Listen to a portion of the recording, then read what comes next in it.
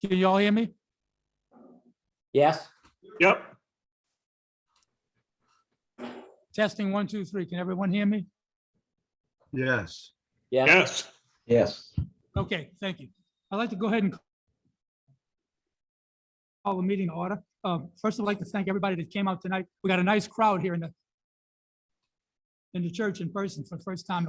I'd like to thank everybody who came out and also everybody who was able to join us on the Zoom.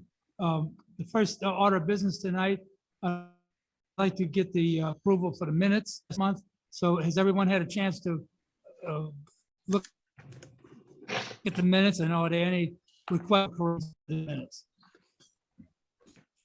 None heard. I'd go ahead and ask for a motion to accept the minutes. So moved. Motion. All right, second. All right, all in favor? Aye. Aye. Minutes accepted. Thank you. Minutes are accepted. All right, tonight we have a treasurer's report, but before we go into the treasurer's report, I'd like to report on something having to do with our financial situation. Our treasurer, Ken Leidner, had asked for a audit of the club's books, just as a point of good housekeeping at this point in his term. And we were very fortunate that Marshall Irvine was a member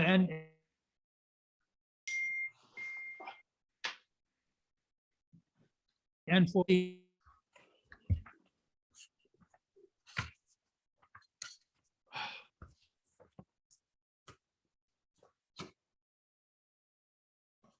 and for XBP. Or did we lose John? It looks like he froze. Yeah.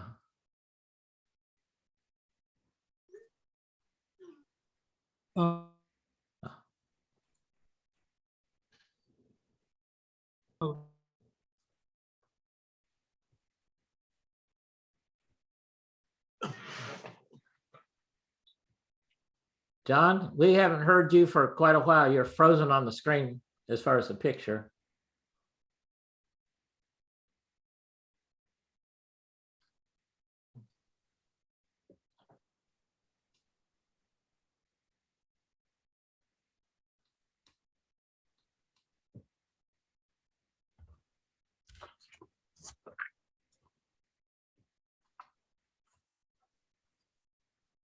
Looks like the church is having some Wi-Fi problems again still.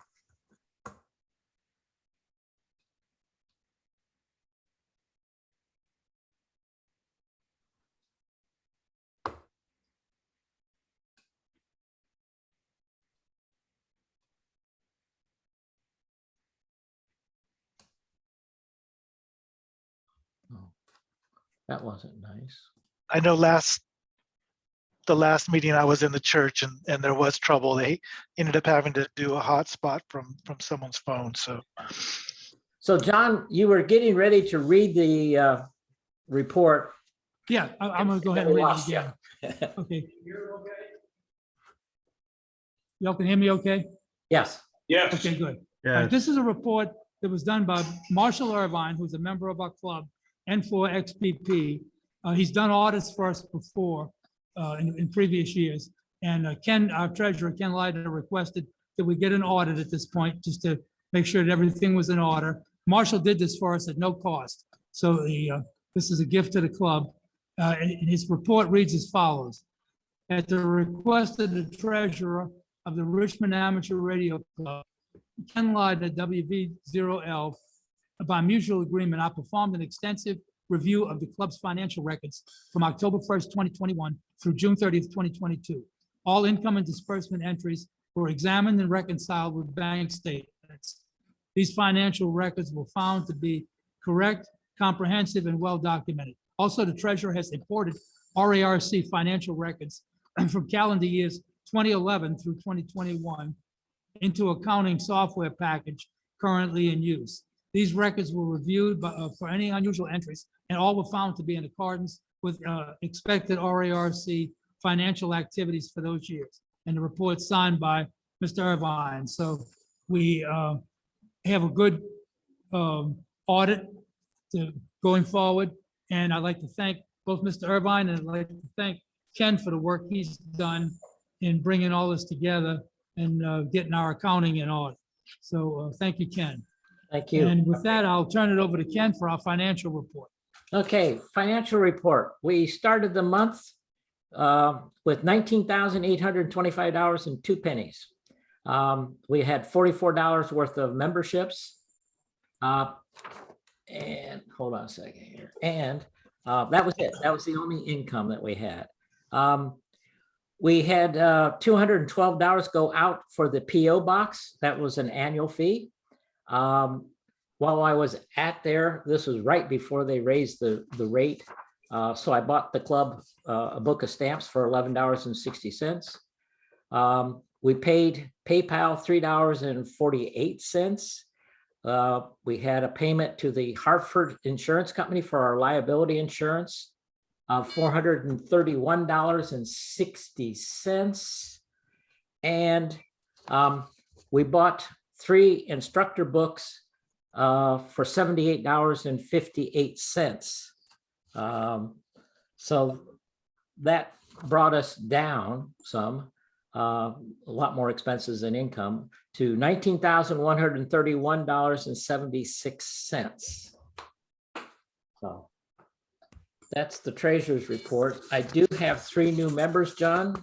Is it okay? Okay, let's go ahead and do the new members then. Okay. I have a Kevin McGehee Sr., who's a tech. I have Scott Avery.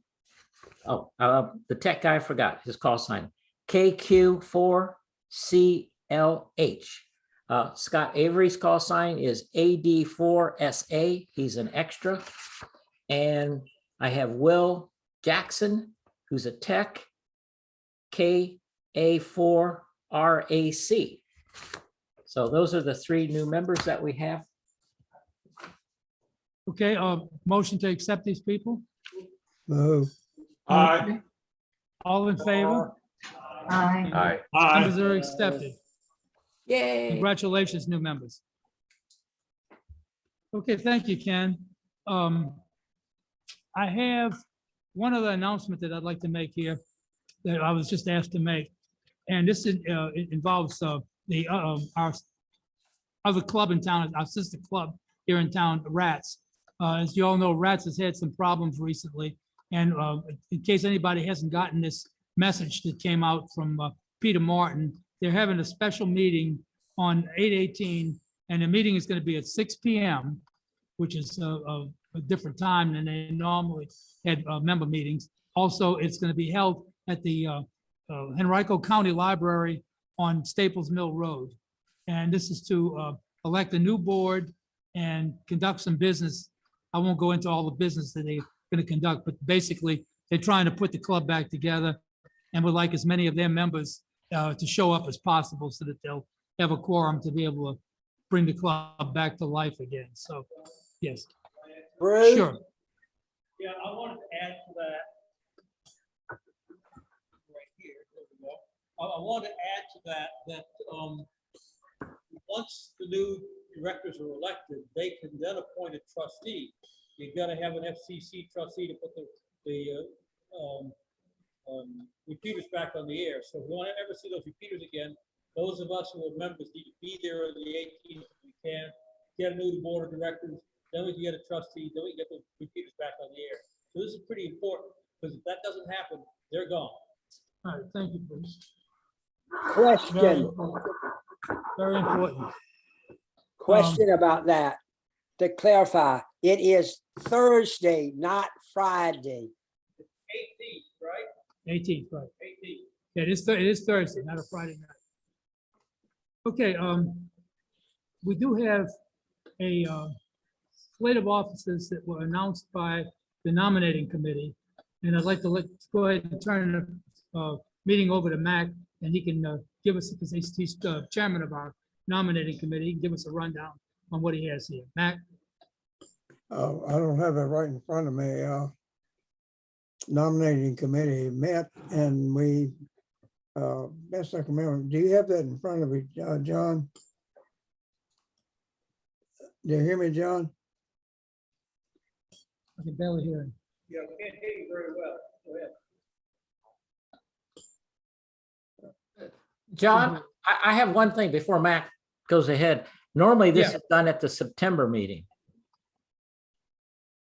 This is supposed to be announced in September? Yeah. Yeah. We want to go ahead and announce it tonight, I guess so. Yes, it's already in the newsletters. So, Mac, do you want to go ahead and announce it? Yeah, would you read off I don't have that right in front of me, I forgot it. Do you have the nominees of the committee in front of you? I didn't hear him.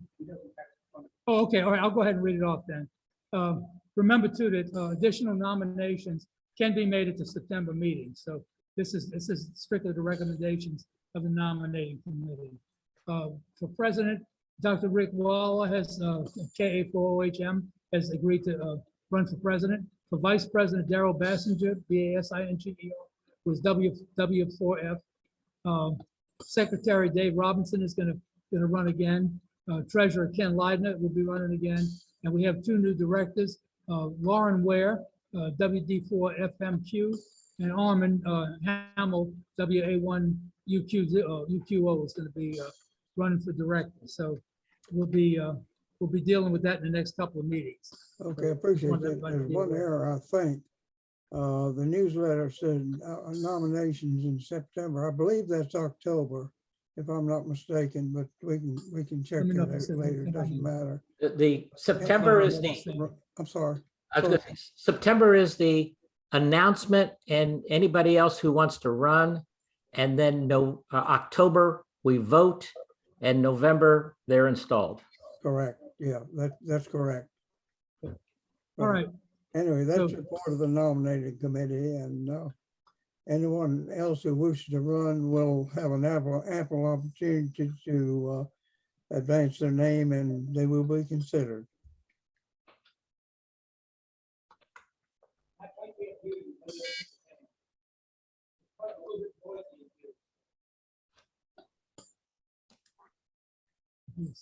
is Mac finished his report? Okay. On another matter that I wanted to report on, we asked for, as many of you know, the club has a lot of equipment in different places. We got the club station, we got a D-Star repeater, and possibly some other equipment that's both stored in the church here and possibly some in people's private possessions. So the first, we asked for a complete audit of all the club's property to try to have this available by the time of the election. I wanted to report that the D-Star repeater sites, thanks to Wynn Grant, their inventory is in and complete. I'm gonna go ahead and turn this over to the secretary tonight to hold. But we have a listing of all the equipment, including the repeater, the antennas and everything. So we should have more reports coming in on what's stored in other places. I'll go ahead and call in a minute. Anybody, Bruce, has anybody done anything with any of the other sites that you know? Y'all didn't do anything yet? No, you didn't?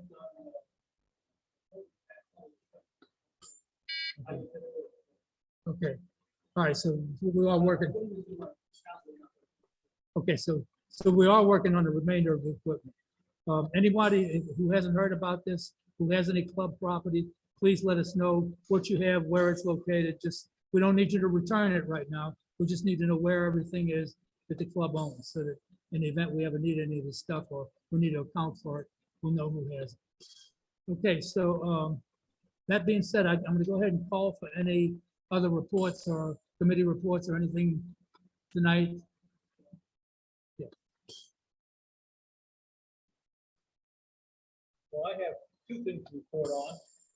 Can you hear me? You're weak, but we can hear. Okay, so this better? Yes. Anyway, so I have two reports. One is we have the classes set up for Tech Extra in general, and you can look on our website and see it. So if you know anybody that wants to do an upgrade or get a license, have them look on the website.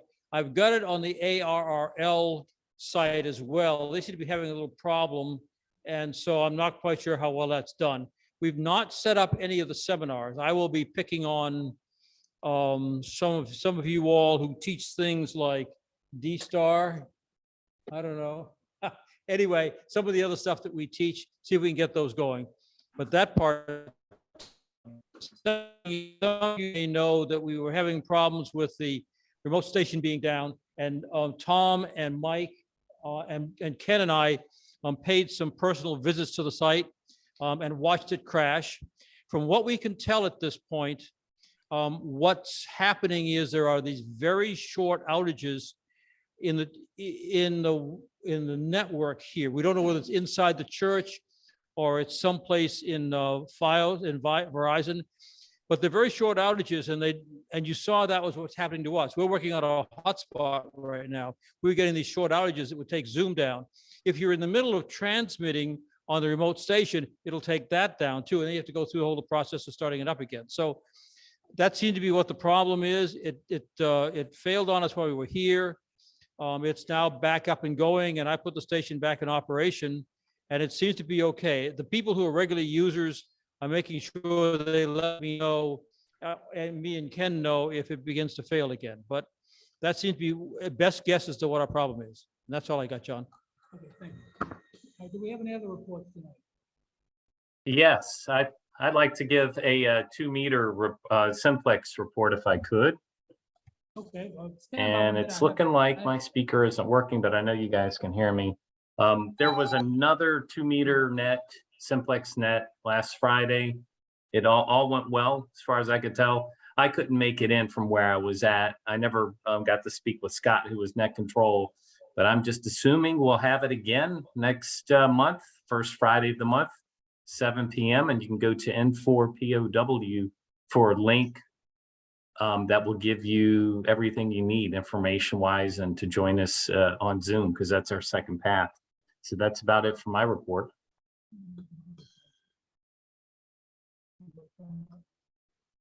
Okay, thank you.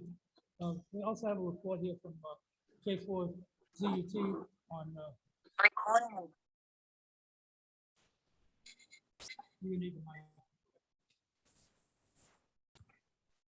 mic. I'll move to, all right. Black screen. Well, as all of you know, a lot of you know, we have not had any builders group meetings this summer for various reasons, some of the heat and some of my laziness or whatever. Anyway, I'm thinking about starting it up again in September to get together. It'll be on a Tuesday afternoon. I'm not sure which one, usually the second or third Tuesday of the month.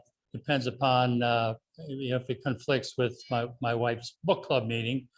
But we'll get together and sit down and talk about the projects that we have, new projects. You know, there's a great desire to find a club, a group project. There's a number of things that are available. Some are very complex, you know, some are relatively simple. All of them, you know, certainly are welcome, you know, to be brought forth so that we can, you know, get together and develop some activity. I've gone through a little bit of solder smoke withdrawal. I haven't been able to breathe solder smoke, you know, for a couple of months. And so I need to get back to that, how to start building stuff again. Anyway, you know, anyone's welcome. And if you're not on the list, if you're not on the mailing list, send me an email, K4 ZUT period or .ham, HAM, at gmail.com. And I'll get you on the list, you know, so that I can let you know the exact date and time and stuff like that. Thank you very much. Okay, thank you. Are there any other reports or new business to deal with tonight? The new business is the proposed bylaw changes.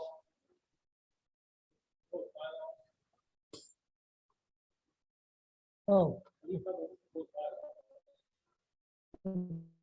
Can you assess? Go ahead and report on that, Ken. Okay, give me a second here to share the screen.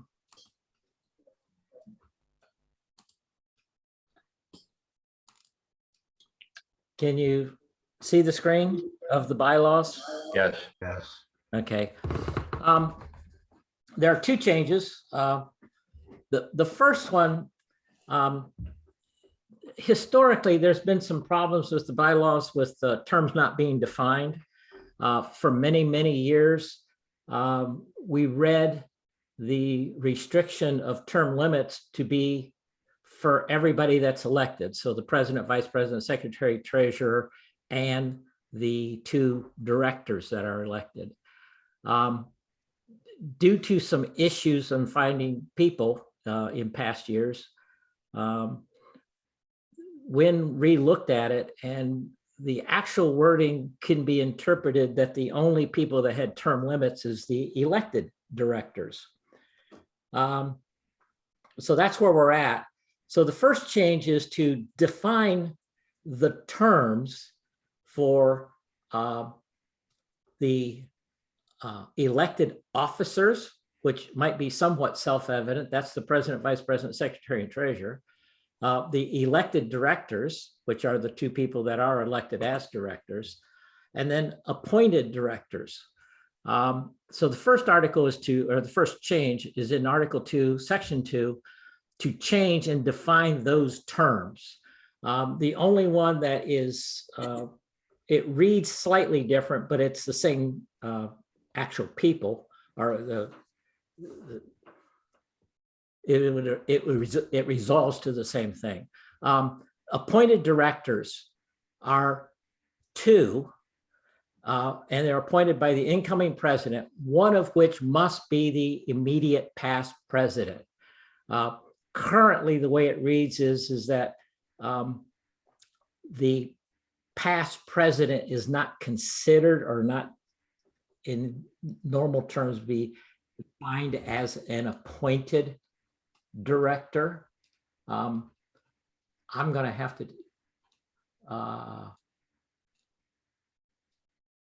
somebody's trying to join. Hold on here just a second. I think I'm going to have to minimize. I think I'm going to have to stop sharing so I can get to them and bring them in. Hold on a second. To prevent this again, Bruce, which would be John, you're a co-host. So let me go back to sharing that screen again. So in the first one, that's the only true change is that the appointing of two directors instead of one. The current text reads that the incoming president appoints a director. I made it two because I classified the past president as a appointed, but it has to be the past president. So that's the first change. Any discussion, questions, comments?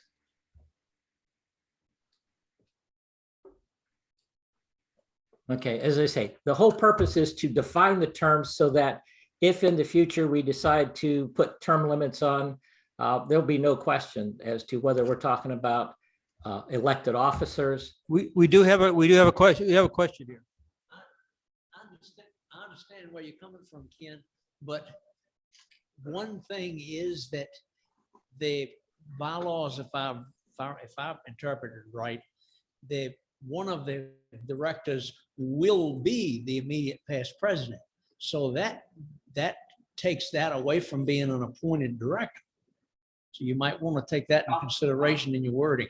Yeah, well, you'd probably have to take out that part that he's automatically a director.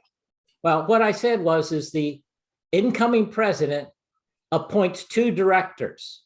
Yes. One of which must be the past president. Okay. Oh, you may also want to add an escape clause in case that past president is no longer a member. In one sense, So anything else? Even if we didn't change it, that would be the same issue. If the past Yeah, president's I'm just- not a member, he can't be on the board. But stating it this way, what ends up happening is the past president is quote on the board, but he's not a member. Therefore, it's a vacant position. And then there's other bylaws that deal with how to replace a person on the board. I was only saying, if you're rewriting it anyway, why not put I'd call it an escape clause in there in case the immediate past president is no longer available. So that you still have the right number, the same number of directors. Yeah, the issue there is in the current wording, it would still say the past president. I mean, in other words, if this is not adopted, the current wording would say the past president is on the board. And the board would meet later on. What it says is when the board meets, if there's a vacancy on the board has 30 days to find a replacement and appoint them to the board. Okay. So to me, this idea of calling him an appointment, it just gets around. All I'm saying is adding that word must in there, that may create an issue. I said must be if available. But see, you see what I'm saying? Well, I see what you're saying. If But my only thing is if he's not available, then it's not somewhat it's not assumption. Go ahead. Actual vacancy because it must be him. Okay. The problem is if I say it must be. Dealing with federal state, it must. One of which must be the past president. That's a word that I think you should. If I scratch the word, okay, if you scratch the word must, then. Well, you could leave it must and put if available. Well, but, okay, what happens if he's not available? In which case the board would appoint someone else. Well. No, you can't, because Can't do that? president. Okay. You'd be one director short. Yeah. Okay. Yeah, you'd be one director short for your first meeting, which would be the same in the other case. In other words, if the past president, the current wording says that let's see, the board consists of the president, the vice president, secretary, treasurer, immediate past president, and 4 additional directors, and it goes on to describe. So and if you've got that word must and he's not available, you can't fill it. well, but it says the board shall consist of, and then list the people, and one is the immediate past president. That's what it says today.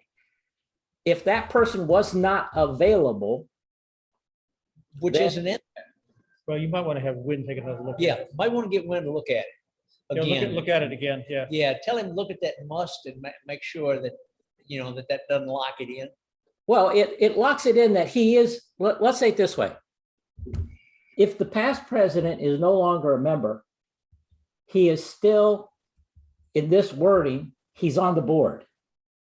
Okay? He's still on the board, whether he's a member. He's on the board. All right, he's on the board, but he's not a member. The Right. first board occurs.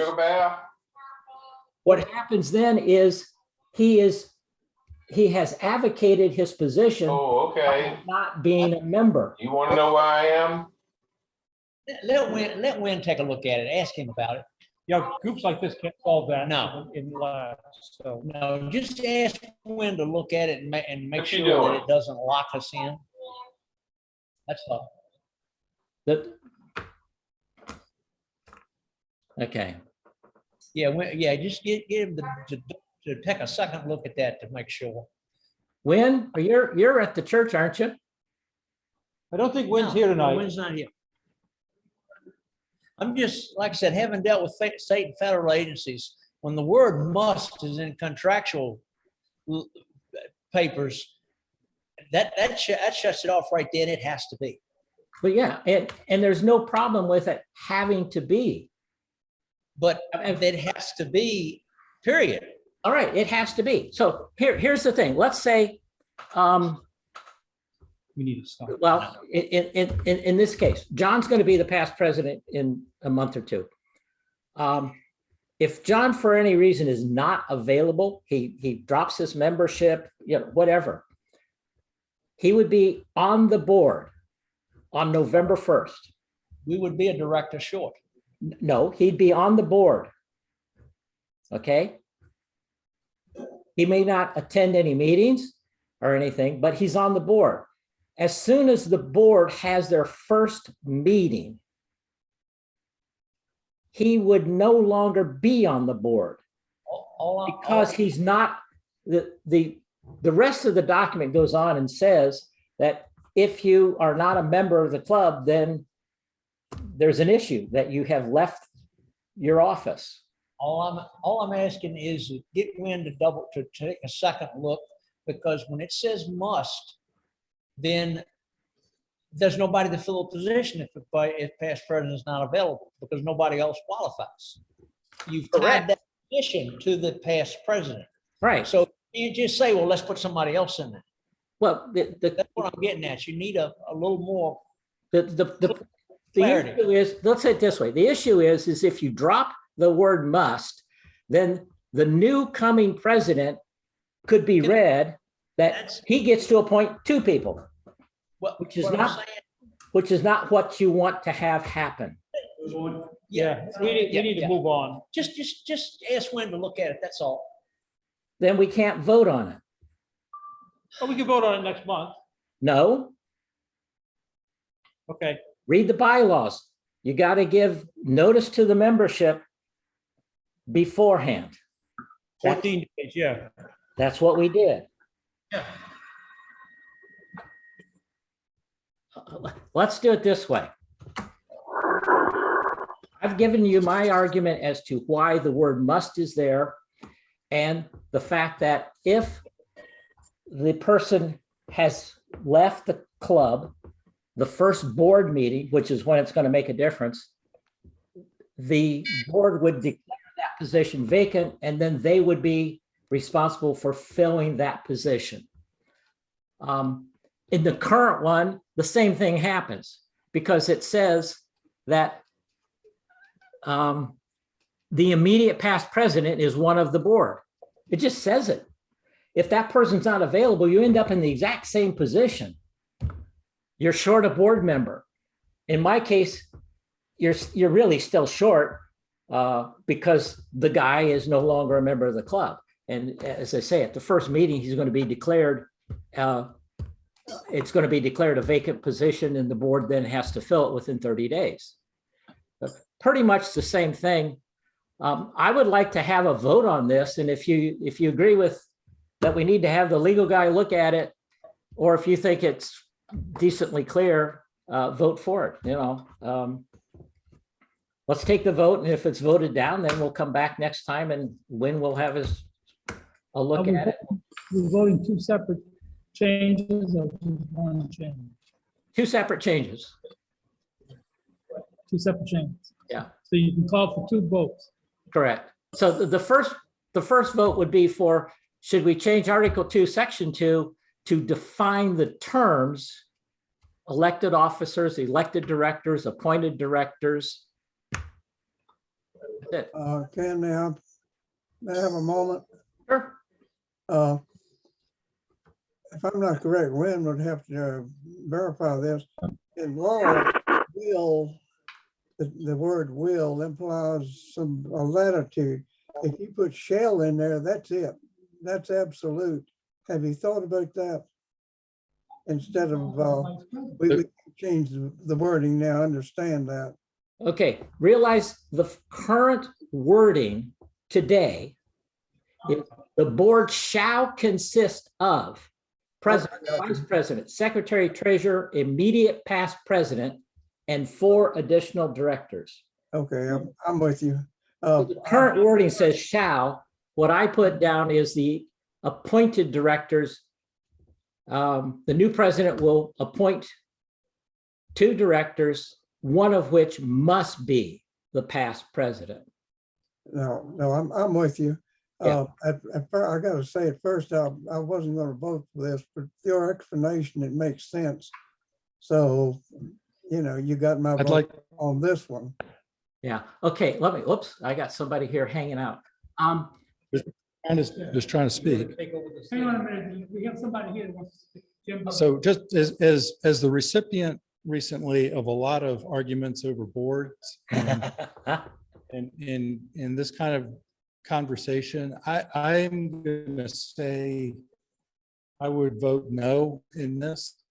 If we want to start changing the bylaws, it doesn't need to be Ken's explaining a particular point of view. We can't hear him. We don't understand. There's questions. Not everybody has agreed with this. That's not the way to proceed from my perspective. No disrespect to you, Ken. I would rather see a set of bylaws presented, the pros, the cons, have the motions come up before the board, have everybody unanimously understand that, and then take the vote. That's my perspective. I'm just looking for club unity, frankly. So with that, I've said my piece. The only comment that I have about that is the bylaws are approved by the membership, not by the board. That's what the bylaws say.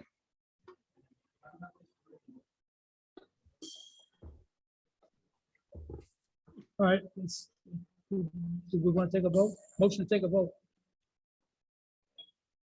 Second, Second, all in favor aye. of the motion?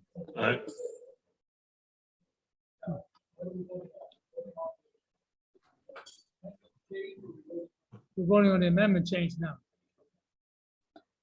All in favor of changing the bylaws to reflect what Ken has just presented to us? Who's counting? Yeah, we need somebody to count. John, can we vote on each change separately? Yes, yes, we can.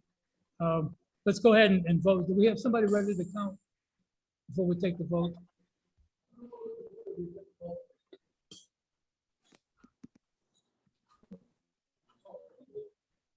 Yeah, count, yes.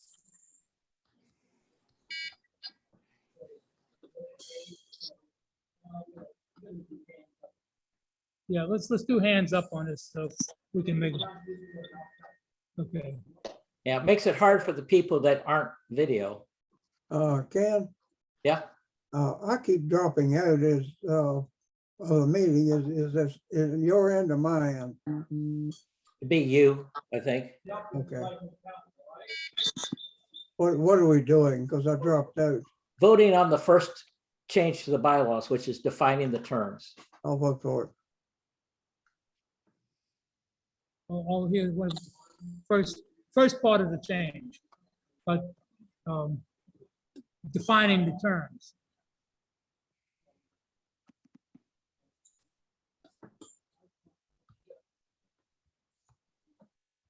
Bill and Judy, Yes, which way do you vote? Because you don't have a picture, so we can't see your hand. I'm going to abstain right now because it's very much involved. Okay, I am also. So am I. How many people in this room? 1, 2, 3, 4. Okay. Okay, all not in favor.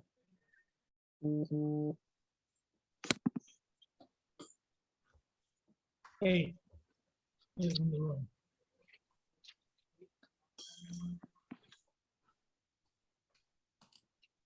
John, I'm just going to abstain. I agree about looking at this in person. So it's not that I'm opposed to it. So I'll just abstain. Okay, I'm abstaining too, since this involves my position.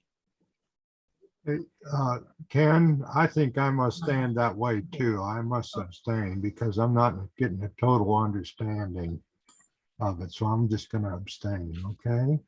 okay. It's All for right, business.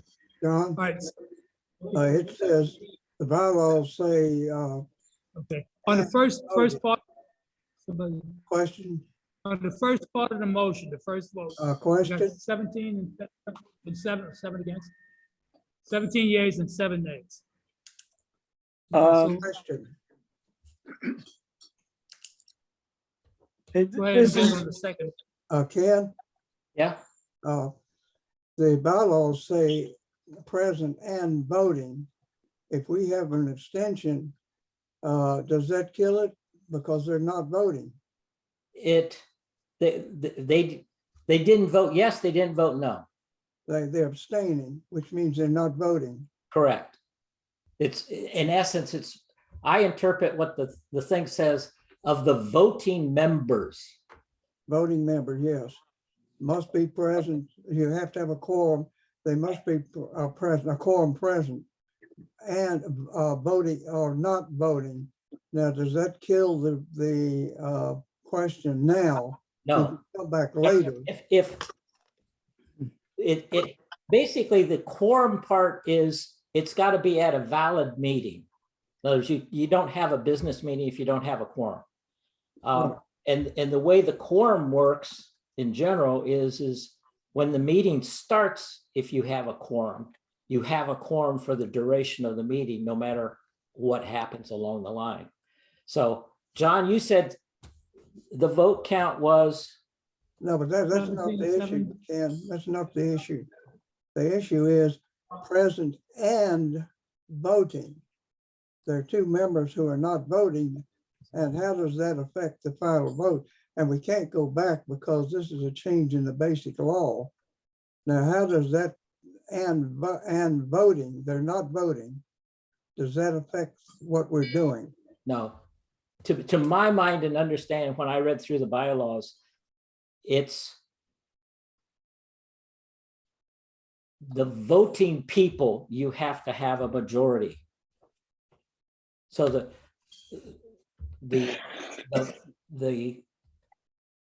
quorum is to how many people, are you having a valid meeting? That's the. No, that's fine. I get that. And then the second part is of those that voted, did you get a majority? Sounds to me like this needs to be tabled. It sounds to me like this needs to be tabled. So we get yeah. Okay, we got 17-7 on the first part of this. So let's go ahead and do this. Let's go ahead and vote on the second part. 17 yeses or 17 noes? 17 yeses. Okay. Okay, let me get the. Hold on, got a question, discussion.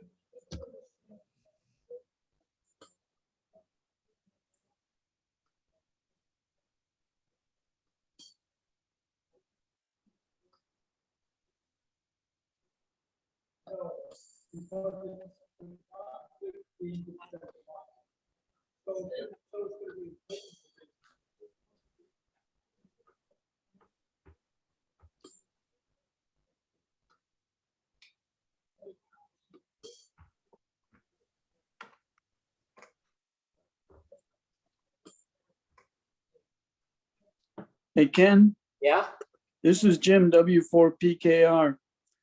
I'm not sure if I'm a current member. I think I am. hold on a second and I can. Because I was not asked for my vote. So what's the issue? What's your last name? Rubin, R-U-B-I-N. We got one going on here, Ken. Let's get this one handled first. Go ahead.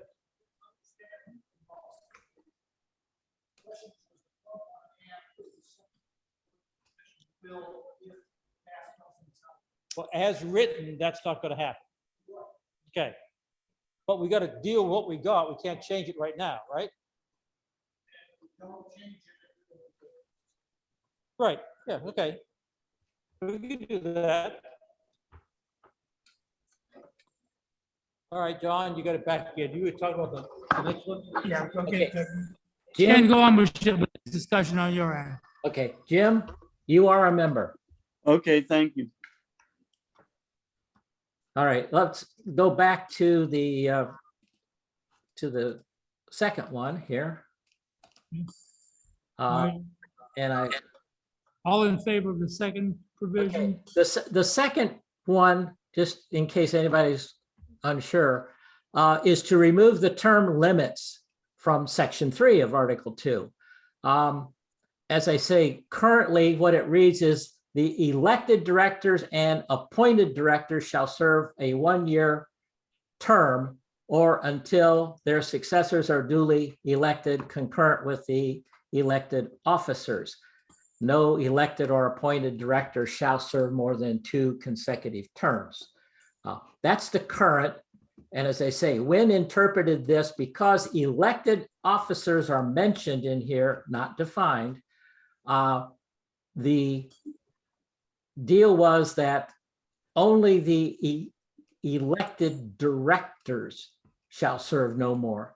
The new reading is just to remove the term limit and drop that so that nobody has a term limit. Having passed the first one, it changes nothing in this. If the second one does not pass, it's still just the, based upon the interpretation of when, it is only the 2 elected directors.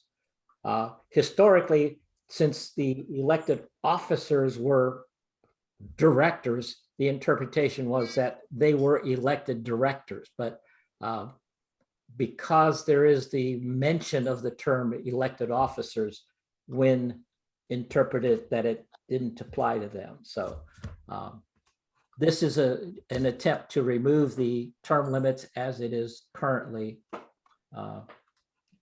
handled. Yes. I have a question. Can I ask a question? Go ahead. Anybody? Yeah, it's Jim, W4PKR. So what's being voted on is whether or not to eliminate term limits. Correct. And before, everybody has been happy with term limits? Let's say it this way. Historically, up until, let's say COVID, put it that way.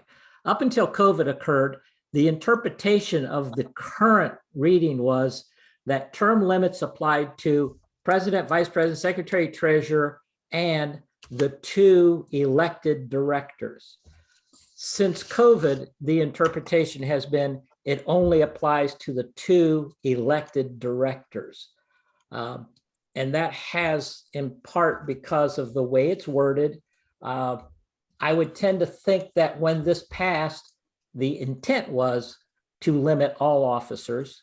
But as I say, who's the lawyer, reinterpreted it to mean just those 2 people. And this is to remove it from those 2 people. So that is what you're voting on, is to remove term limits. And if I may say, I'm agreeing with you completely. And during the nominations, we ran into that exact problem. And we had to eliminate the current directors because of the current bylaws. They were not eligible to run. So we had to go find 2 new directors. And I think we found a couple of good ones. But if it's the will of the club to eliminate everything, that's fine. But I had a question about the registered agent. The registered agent is not really a club membership representative. He's representative of the board. Jim served more than 2 terms. And I want to make sure that that remains the same, because he's the one that has to answer to the corporation commission in case of problem, as in the other club. So does that change? That's my No, the resident agent is still a member of the board. The changing of the definitions had no effect on that. Okay, that's fine. Excuse me. The only thing, and this maybe goes to part of David and Jim's thing. The one thing that is in the thing about the registered agent is the resident agent is a member of the board if he's a member of the club. And it has no provision for what happens if he isn't. So that's the only strange sticky wicket that's in there right now, is that we would end up with 8 members on the board if the resident agent was not a member of the club. But as I say, that's the current, and so far nothing has. I would take that out, but I don't have a problem with it because the registered agent really should be elected by the board since that's the policy. But if you have a registered agent, right now I'm a registered agent, if I should vanish from the face of the earth, then the board, or, you could immediately get and that could be a member of the club. So you could go outside the club under the bylaws, but I seriously doubt if the club is going to do that. Yeah, let's say it this way. The only way I think you go out of the club is if somebody wasn't a member for some great reason, but had been very active in the club, and the club said, hey, we like this person, but I think it's to allow. Ken, let's go ahead and wrap the discussion up. I have one more person wants to bring up something here, and then I'd say let's go ahead and vote on it if we have to. Okay. The reason I put the motion in to change to strike the 2-year term limit, because Mac has been telling me for 2 years, and he told me this year he was going to have a hard time finding people to run for the board because of that term limit. And so I said, okay, fine, I will put it in. So that's what I put in, was to strike the 2-year term limit on the 2 board members. That's why. Okay, are we ready to vote on this? Okay, all right. All those who are in favor of this motion, go ahead and vote. People in the room? 1, 2. How many in the room? I see 2. To remove the term limits.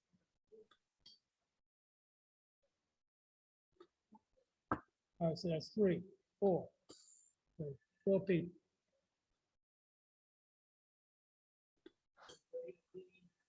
18 and 4. That's 22 in favor. All right, all those opposed? 1, 2, 3, 4. 4 in the room. 5.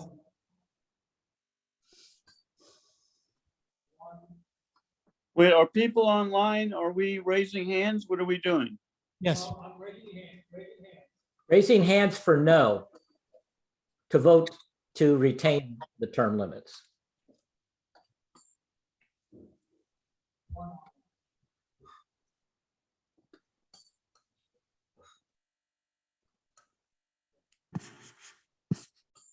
Was it 5?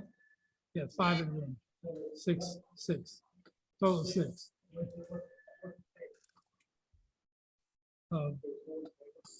Yeah, 4 and 3. Yeah, 17. Okay. All right, so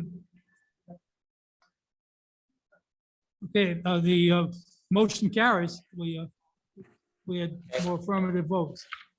Okay, I do have one request, and David, it's for you. I assume you're the one that's going to have to write up the new bylaws. At the very end of the bylaws is a statement that they were passed on whatever date it is, etc. In the current one, it's repeated twice. That paragraph is repeated twice for some stupid reason. When you redo it, just put it in once that the bylaws were changed on this date. Don't put it in twice. Yeah, at the end of the bylaws is a statement that says that the bylaws were changed on a certain date. That statement's in there twice. So he wants to remove it. Yeah, just put it in once. All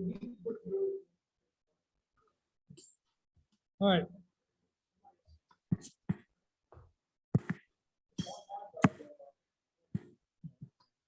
All right. Any other business for tonight? Then I'll go ahead and call to adjourn the meeting. All in favor? Aye. Meeting adjourned. Aye. Aye. Now, I have some confusion about who's doing the presentation tonight. I had two different people that had offered. Mike Friedman had somebody he was proposing. Mike, is your person going to do it this month or in September? Is Mike on? No, he's here tonight. All right. So I don't know what okay. the confusion is. Ken, your person, is he prepared for tonight also?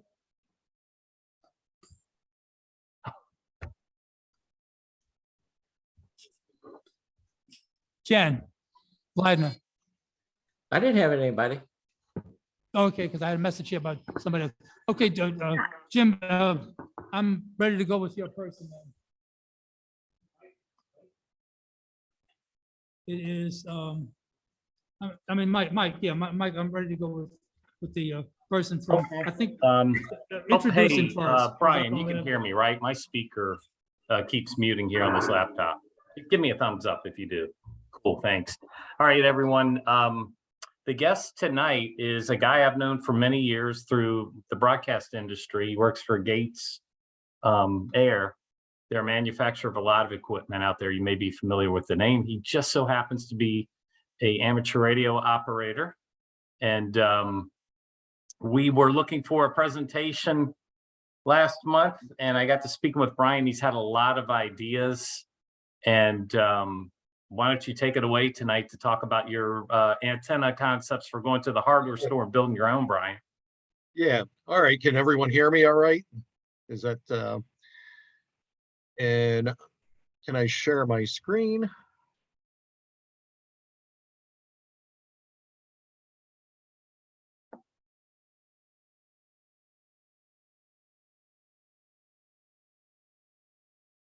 So a while back during COVID, our club did a virtual ham fest at one point, and I originally came up with this presentation for the Saratoga Amateur Radio Association club meeting, and it's about hardware store antennas. And I'll just get started. The topics that we're going to cover is what is a hardware store antenna, reasons to look for antenna materials locally, common items that can be used to build antennas, some RF connectors and cable, some test equipment recommended, and I'll touch upon items bought elsewhere, and of course, some safety considerations. So I'm not going to get into antenna designs, antenna modeling. So this is something that this was a meme that I saw on Facebook a while back, and it says, I'd like a wake-up call, and it says you have a super expensive all ham radio, but a really crappy antenna. And, you know, you hear guys on the air and they've got, you know, very expensive rigs and some marginal antennas. So let's define a hardware store antenna. So it can be an HF antenna, could be a V or UHF antenna. Maybe it's just simply a listening antenna for HF, you know, particularly on the low bands. Maybe you live in a community that has a homeowners association that doesn't like our hobby and our antennas and towers. So it's basically an antenna that's made up of locally sourced components. So some of the reasons to look for an antenna material locally is obviously the cost, availability, also availability in a disaster or crisis situation, knowing that you can go and pick up something at a local hardware store or a local store that you can use to get on the air and communicate. Of course, there's always the support a local business aspect. So cost. The total purchase cost of a spool of wire might be slightly more than online, you know. But there's really no free shipping. I'm amazed at how many times you'll find something for a couple of bucks online and the shipping is $12 or $15. Another reason is that there's less packing if you buy it locally, and shipping material. I really detest those peanuts that people use. So availability, number one, instant gratification. If I go to a local store and I buy something, I walk out of the store with it instantly. There's no shipping delay or shipping damage. And the other thing is that, particularly if I'm building an antenna with various parts, so I can actually put the parts together, usually in the store without purchasing them, making sure that they all fit. So availability in a disaster or crisis situation is you can add some of these readily available items to your go kit to have on hand. And you got to remember that usually in a disaster situation up here in the Northeast, you know, when there's this long-standing joke that whenever there's a winter storm coming, where all the stores are out of bread and milk. There are some items that you need to build an antenna that aren't available locally. So some common, I'm just going to step through a bunch of antennas here, and you can just take a look at the drawings of them and you'll see that they have a lot of common parts. They have wire, they've got insulators, they've got rope, a ground system in some cases, basically some supports. So we look at an HF dipole, you can see that it's got some insulators, some wire, and probably some rope holding up either end of it. If we expand on this, this is a fan dipole. A lot of hams use them.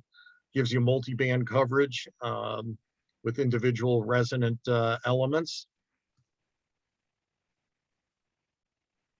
Another variation is an inverted V, where you may have a pole or tree and have the wires coming down. An inverted L, this tends to be really popular on like 160 meters, where in my case, I run the vertical portion to the roof of my house, and then the horizontal, it's actually slightly sloping up to a very tall pine tree for 160 meters. So then there's also loops and delta loops. And you should see that there's some very common things here that they all have, and that's wire, insulators. There's also magnetic loops of various designs. You know, some are larger than others, made of copper tubing versus copper wire for listening. A vertical antenna usually has a vertical radiating element that could be wire or pipe, and then also radials. So we know that these all have the common thing is that all of those antennas I just stepped through use wire. So where can you get wire? Well, you can go to your local big box store and buy 500 feet of wire. And you can pick either stranded or solid wire. People have preferences. I tend to pick the stranded wire if I'm putting up a dipole, although sometimes the solid wire has other purposes that we'll get into. Another place to find wire is at your farm supply store, where you can buy literally a mile of wire, electric fence wire, and for not a lot of money. The electric fence wire is great for certain antennas.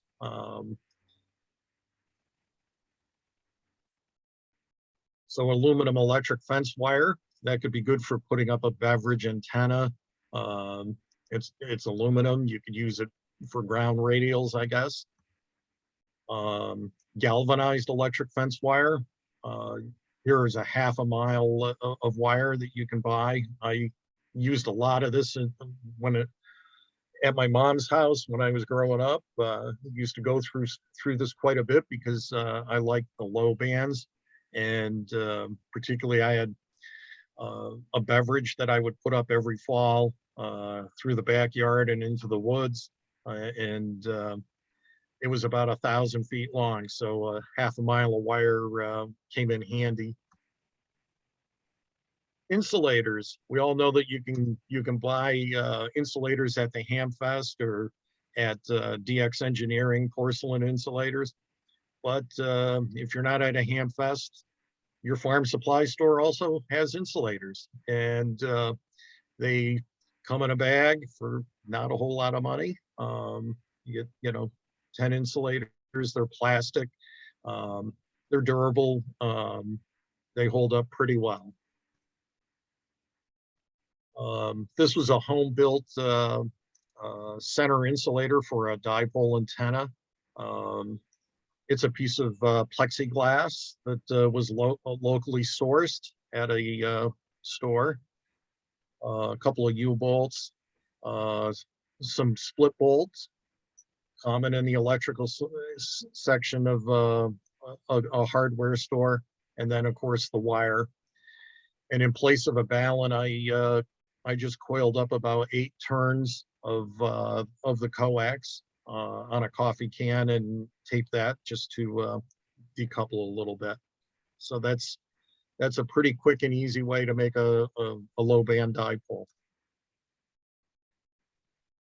For rope, all of those designs had ropes, and your choice of ropes will determine whether it's, you're putting it up for a long period of time or a short period of time, such as field day. I tend to like these polyester cords, or I've kind of been migrating towards some other corded rope by a manufacturer that I get at a Hamfest called Mastant Ropes. However, also in your farm supply store is baling twine. And I've used baling twine at many club field day installs where we have to put up several dipoles and maybe the supports are far, far away. I mean, you can literally buy 20,000 feet of baling twine for not a lot of money. I will caution you that it doesn't tend to last long. It's not very strong, but it's good enough for an 80-meter dipole for an event such as field day or in a disaster situation. So, always be kind of on the lookout for some things like this that are might meet a need.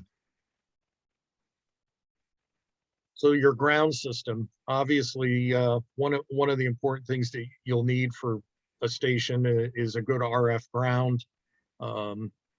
Again, you can get ground rods at your local big box store or a hardware store, and they come with a copper clad or galvanized variety.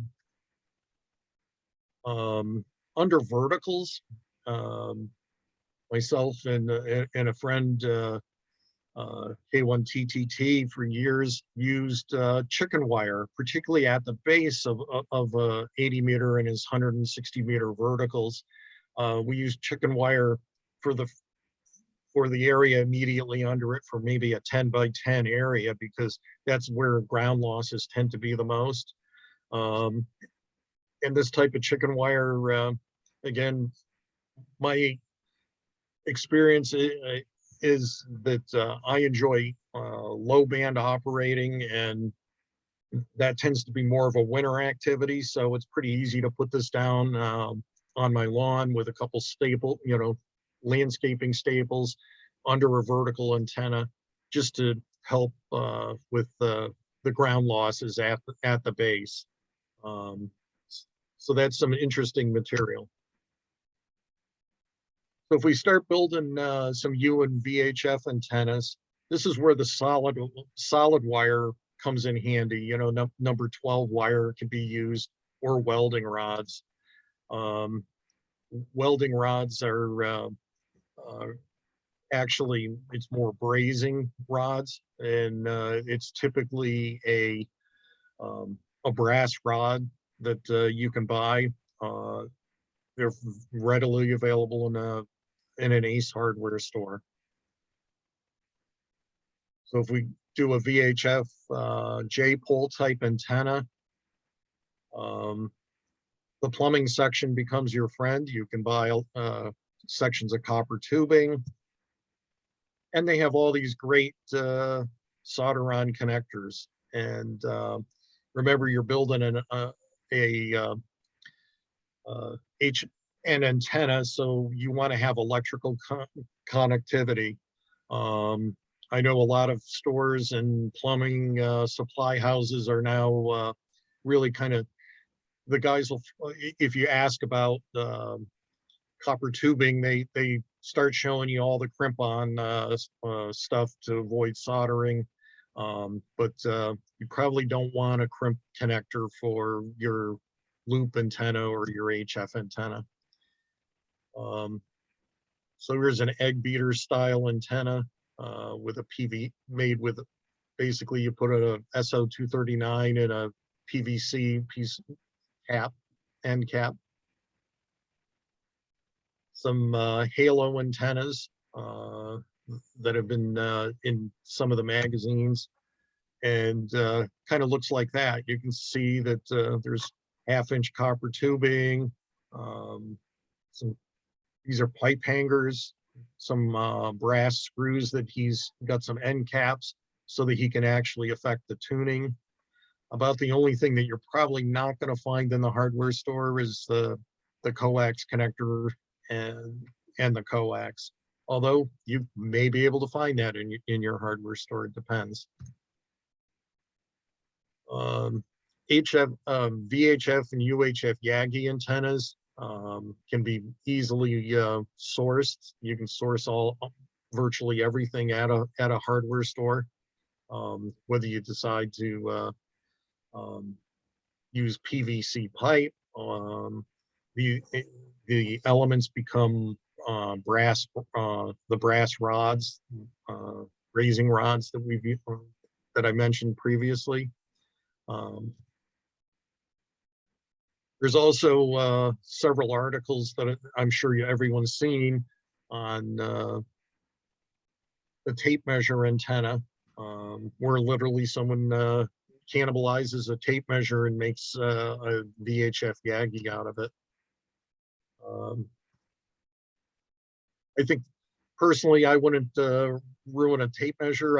I'd buy some brazing rods instead, probably about save you half of what a tape measure does. So some HF listening antennas, as I said, I like the low bands. So there's a beverage antenna and beverage on the ground antenna for listening. There's also the K9AY loop. So when I say a beverage antenna is generally a long piece of wire that's oriented and terminated in the direction where you want to hear the signal from. The beauty of it is that it tends to be a low angle receive antenna, and so you get some rejection of high angle man-made noise. So in reality, what a beverage antenna might look like, this was taken at my friend's multi station, his super station K1TTTs in Peru, Mass. And he's got a whole array of beverages. These are two bi-directional wires that he has set up about 7 feet off the ground. And I chose this picture because, you know, the coating of ice makes the beverage antennas easy to see, but also you can see that there's some stuff that's been sourced at a local farms supply store. He uses fiberglass rods and electric fence insulators to keep the wires separated. So some additional things you can source locally. The K9AY receive antenna, you can see again, it tends to be a loop of wire. And here again, about the only thing you're not going to source locally is going to be the matching transformer and a terminating resistor. But then again, you may be able to find that locally. Stealth antennas. So if you're in a development that has a homeowners association, most homeowners associations allow for flagpoles, and you can pick up one of these flagpole kits for at your local hardware store, and you can put it on your lawn. And this is showing, the flagpole with a remote antenna tuner at the base. And here again, depending on the lawn type, you can probably bury some radials in the grass. A pretty effective HF antenna in a homeowners association environment. This was another friend's way of getting around a homeowners association, but he tends to operate really low power. And you can see that he's got a dipole strung up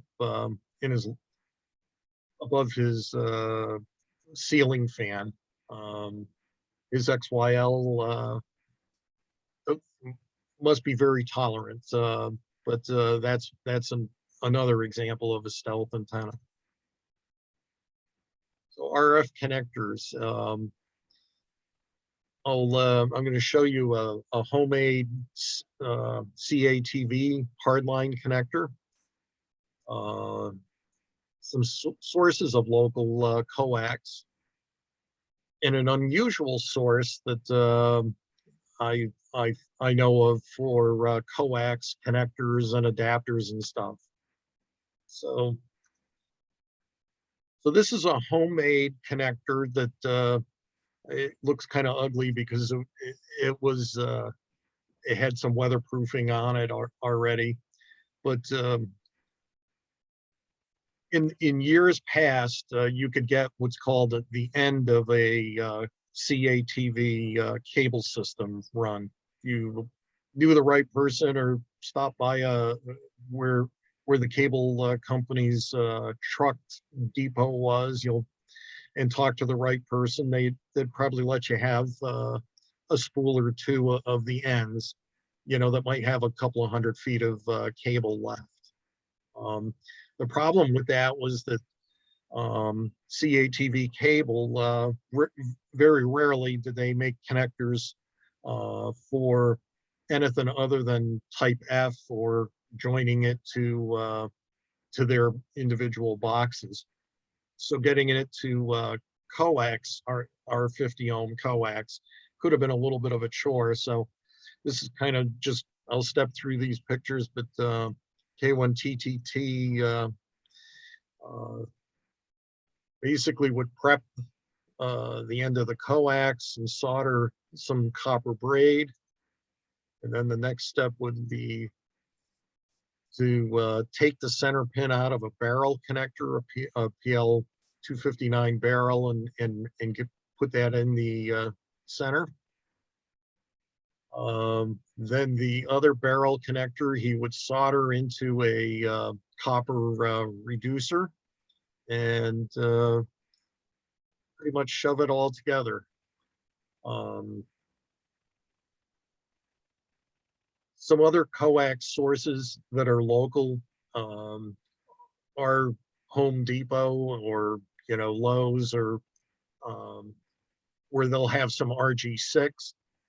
RG6 is it's fine for low power. It's 75 ohm coax, not optimal. A lot of modern rigs will tune it. It's good for up to 100 watts.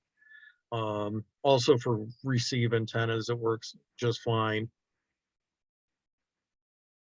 So the unusual source for coax adapters and actually some coax is, believe it or not, a truck stop. Truck stops, if you've ever been to, if you spend any time on the road, they pretty much will sell you, you know, anything that that you need to live on the road. And they have an amazing array, and most of them, of coaxial connectors, coax adapters, and even antenna mounts. Most of the CB antennas are, you know, 3/8 inch threaded rods. A ham stick is a 3/8 inch. So it's a pretty good place to source that. Some tools I highly recommend for anyone experimenting is a multimeter, obviously a tape measure, soldering station, electrical tape, and waterproofing. So my local Ace Hardware has quite an array of multimeters. And of course, there's always the Harbor Freight $1.99 special. You get what you pay for. Tape measures. So if you're going to do mostly VHF, a 25-foot tape measure is probably going to be all you need. If you're going to do a 80-meter dipole or 160-meter dipole or anything HF, you probably want to invest in a 100-foot tape measure, or at least know someone where you can borrow one. Soldering stations. I have actually found the big box stores carry this Weller station, which is good for most general purpose soldering. If you're going to be doing any soldering outdoors and larger diameter wire, you probably want a soldering gun or even a torch for outdoor bigger soldering jobs. So electrical tape. Haven't had a tower for a number of years. You know, you can buy electrical tape, general purpose electrical tape, which will last a few years on your tower. Well, it will degrade over time, and then you can invest, particularly for antenna connectors, PL259s and stuff like that. I recommend investing in a couple rolls of either Super 33 or Super 38 by Scotch. And you can see that it works over a wide range of temperatures. And the glue that they use is and the material is very, very conducive for making a nice, good watertight seal on a coaxial connection. Definitely, you know, especially if you have a tower and, you know, it's 50 or 60 feet up and you don't climb and you have to hire someone to climb, make sure they're not putting the 99-cent coax on, 99-cent black tape on your coax connectors. Send them up with a good roll of tape. It's a wise investment. So waterproofing. You saw that homemade connector had a lot of gray material on it. Well, that gray material is called duct seal. And there again, it's available at a hardware store or electrical supply house. And this material's been around for years. Electricians use it to seal the weather heads on your electrical feed to your house, maybe on top of the meter box. And you can see that it's there for decades. It's relatively inexpensive, $2.99 or $2.98 for a 1 pound life supply for the average ham. So in waterproofing a connector, this is kind of the steps involved. Put the duct seal on. And then cover it with your good Scotch 88 tape. Make sure you cover it up. And this tends to be last for years and years. Is there a question? Yeah, I was going to say it's Mike. I was going to bring up a point through my professional experience, and you'll find it more modern day than you would 20, 30 years ago. They have a procedure where they put the black electrical tape first and foremost over the connector and the cable, and they refer to that as a courtesy wrap, so that when you put whatever weatherproofing you've got, it could be, you've got many choices out there, that when you have to expose the cable and the antenna one day, that it's going to be so much easier to get to. And another thing, and I don't know if you have experience talking about it, I actually prefer not to because I get it backwards. The way in which you wrap your tape, especially as it relates to the way water will flow down a line, is really important. Yes, it is. So that's it. Thanks. Yep. Yeah, and I'm going to touch upon one other thing that's sometimes available at more of your industrial supply stores. So things that are best bought elsewhere, power meters, antenna analyzers, coax and coax connectors. While the truck stop is fine, you're not going to find, you may or may not find Teflon insulated center insulators. Sometimes they have the phenolic insulating materials, and it's good for a pinch, but if you're building a station or putting an antenna up that's going to be around for a while, invest in a good connectors, crimp and coax. And then Mike, the other here is cold shrink tubing, so I'll talk about that. Other things to buy elsewhere, it's tempting to buy things like tower leg bolts, Allen's and ferrite. You're probably not going to find that at your local hardware store.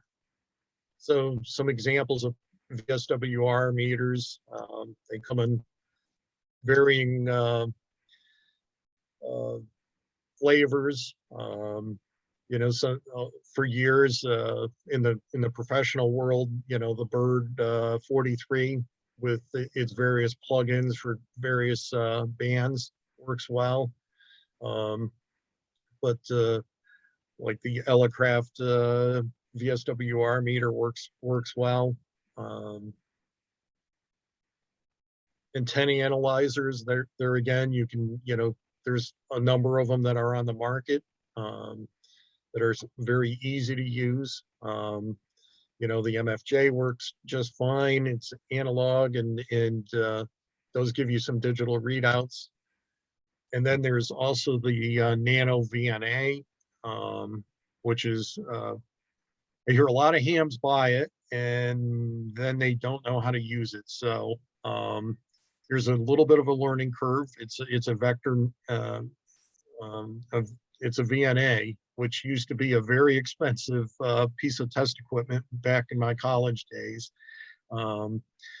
And it's got multiple ports. You can do this, you can use this in a it's a lot more versatile than the other two items in the picture, because you can tune up duplexers with it and cavities and filters. But like I say, there is a learning curve to it. Coax and connectors, definitely invest in decent quality coax. There again, you get what you pay for. Some handfests, you can get it, pre-made with connectors on it. If you're, if not, you can, buy it by the foot. And where I'm including this chart in here because a lot of newer hams sometimes overlook, or hams in general will overlook, the amount of loss. So they say, oh, RG8X, that's great. But, you look at the attenuation at 30 megahertz, it's 2 dB. And at 2 meters or just below 2 meters, it's already 3 dB. So to put that into perspective, 3 dB, you're losing half of your power. And not only you losing, so if you put 100 watts in, your antenna is only giving you 50 watts. But it works the same way on the receive side. You lose half of the receive signal. So you definitely want to pay attention to the losses for the various coaxes. But then again, you're not buying, you'll buy that elsewhere. Coaxial connectors, that stand, the PL259 is good. In this one is showing the Teflon. The Teflon coating will be a white material. If you see brown, you can pass on it. And of course, at the ham fests, there's usually several vendors that'll be selling them. That some of them have gold plating, silver plating. Type N connector is another popular if you're into V and UHF. One of the things I recently acquired for myself is one of these kits for doing crimp connections. And I'll tell you the reason. I used to be very much into solder, but as Mike alluded, my employer several years ago moved away from having solder connections because of repeatability. With a crimp, it's very repeatable. You've got a cut. These are some cutting guides, and you put the right dies in here. You follow the directions and you crimp, and you get a very repeatable connection at all times. Kind of a close-up of it. And finally, there's cold shrink tubing. So you've all probably heard of heat shrink tubing, where you put it on and you put some heat to it, and it shrinks down. What this cold shrink tubing really does is it comes more in the commercial world, and you can see that it's on this form, and as you pull that white off, it shrinks down, and you don't need to apply heat or anything to it, and it's very, very watertight. Tower leg bolts and hardware. Anytime you're dealing with anything structural, I highly recommend that if you're putting up a Roan tower, buy the bolts from Roan or a Roan dealer. Don't skimp there because it's all part of the whole tower system. The bolts, the integrity of the bolts. If you're not aware, some bolts are harder than others and have different characteristics. Plus, the ones that come with a tower manufacturer are going to be galvanized, so they're not going to rust. Same thing with these, brackets. I've seen people build these brackets out of, store-bought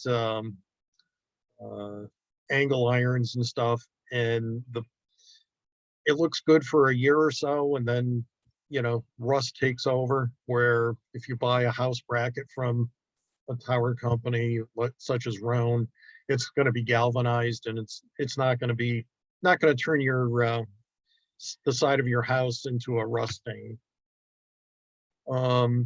These are equalizer plates for guy points and anything to do with your guy wires. You definitely don't try to build this stuff on your own. Buy it from the company that manufactures the tower, so it's all engineered. Same thing with the guy wire. You want to make sure that you have the extra high strength guy wire. Again, you can get that from, if you're putting up a guide tower, get it all from one manufacturer. And this is another point too, is that I've taken down several towers over the years for silent keys, and you know, they buy the expensive tower, they do everything, but they don't buy the turnbuckles. And you know, buying the turnbuckle from a tower company is well worth it. I can't overemphasize that. A tower is a whole system. You don't want to compromise any portion thereof. It. Allens and ferrites. Here again, you can get these online or at your local ham fest usually. Remember that, you know, different ferrites have different materials, and you should be aware of that. That you get the proper material for the band that you're going to use it on. Safety considerations. If you're experimenting with antennas, you want to make sure you're minimize RF exposure, particularly on V and UHF, RF voltages, and you know, just common sense stuff over head wires. So RF exposure. I'm sure everyone's aware that the FCC has, the Office of Engineering and Technology has Bulletin 65 that covers it. And all amateur radio stations must comply with the limits set in OST 65. And you're supposed to have done an RF proof to make sure that you comply. There are some certain situations where your station's safe without doing a full evaluation. So if you never use more than 50 watts of output power, PEP, you're good. Mobile and portable stations with push-to-talk control. This is a table that's readily available that shows the density limits of radiation. RF voltage.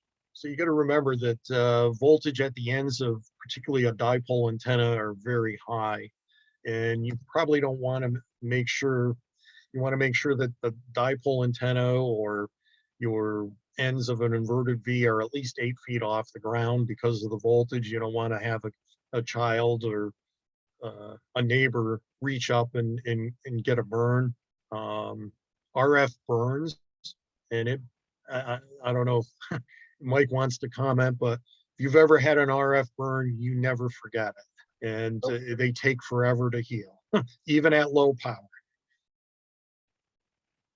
QSL.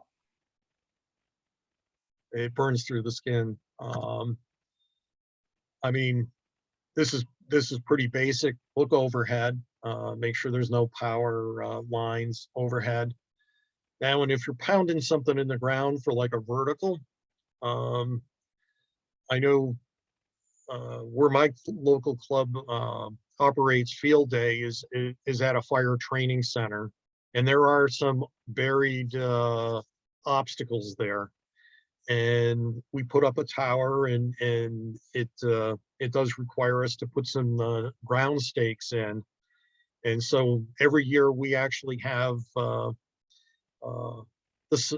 area where the tower is marked out, and make sure that we have anything that is marked, whether it's underground cable or fiber optic. I mean, one year, you know, unbeknownst to us, during the course of a year, they put fiber optic in, and it was kind of right in where we would have been driving one of our ground guy stakes. So, and it wasn't very deep in the ground. So be careful of not only overhead, but what's under the ground as well. And I used pictures from my friend Dave, K1TTT, Tom KV8Q, and Peter W2BEW provided some pictures that I used. I would like to thank them. You have any questions? Hi, Brian. This is John, K5HTZ.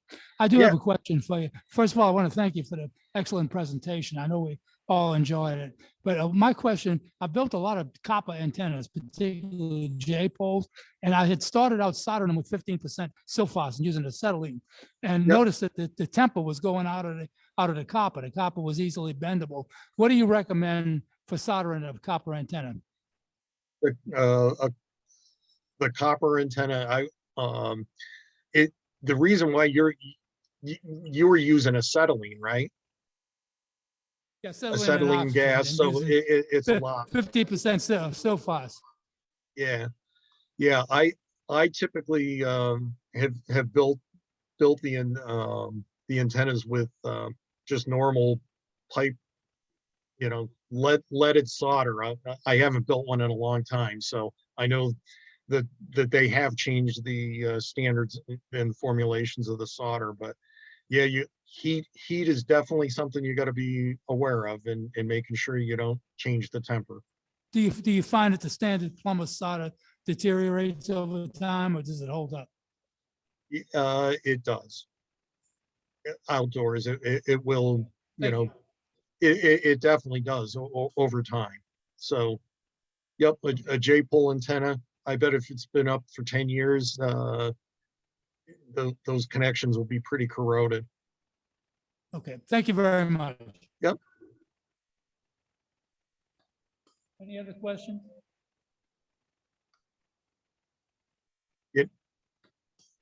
I know I went kind of quick and didn't get, super deep, but it's more to encourage people to go and experiment. Okay, well, thank you again. We appreciate you giving us the presentation tonight. You're welcome. And thank you, Jim. Jim, for arranging this for. Brian, thank you so much. KG4BIZ, learned something. Thank you so much. Thank you so much. That was very nice. Yeah, thank you. Maybe one of these times I'll join you guys in person. Oh, that would be nice. That's a business trip, we can justify.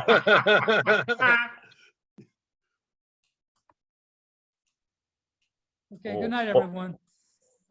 Take care. Thanks.